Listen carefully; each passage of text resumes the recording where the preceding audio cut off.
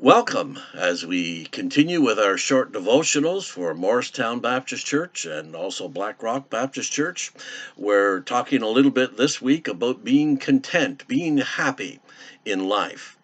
And I want to talk to you today about comparison or contentment. The first step to being content in life is to stop comparing yourself with others. The problem is that comparison is our favorite pastime. We do it all the time. We walk into somebody's house, and the first thing we do is we make comparisons. Ooh, I like that floor. Look at that drapery. Wow, that's a beautiful television. And we think to ourselves, my house doesn't look anything like this. Or we walk past someone and we think, wow, I like the way she did her hair today. Mine looks terrible every day. We're constantly comparing, and it keeps us frustrated. We've got to stop comparing. If you're going to learn about contentment, you've got to stop comparing your life to everyone else's. We also need to learn to admire without having to acquire. You need to learn to rejoice in other people's prosperity without getting envious and feeling that you need to have those things too. Here's a great principle that many people don't understand. The principle is you don't have to own it to enjoy it.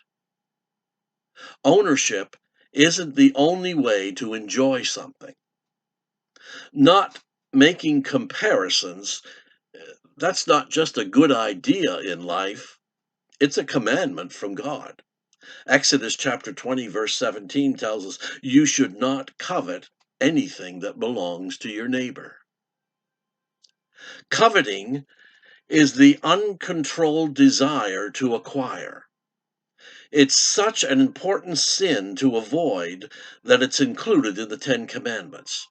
The word covet in the Greek means to grasp something so tightly that you just can't let it go.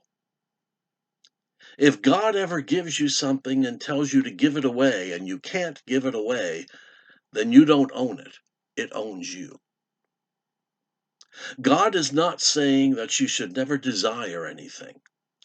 Desires are not wrong. In fact, many of our desires come from God, and when a desire is uncontrolled, it becomes coveting. You compare yourself to others and think that you must have the same things.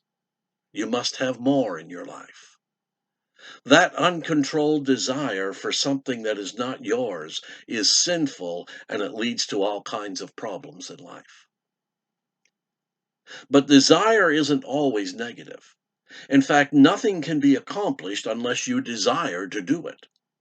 You can't become more like Christ unless you desire to be more like Christ. You can't be more of a loving person unless you desire to be a more loving person.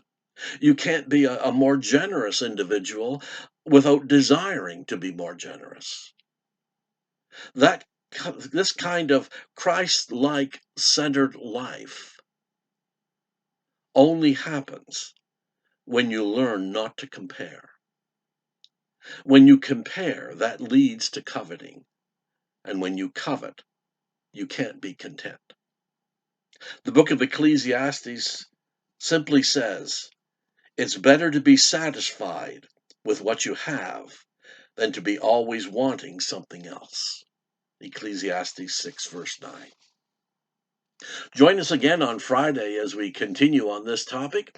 Until then, have a wonderful day, and let's continue to exchange prayers daily. God bless.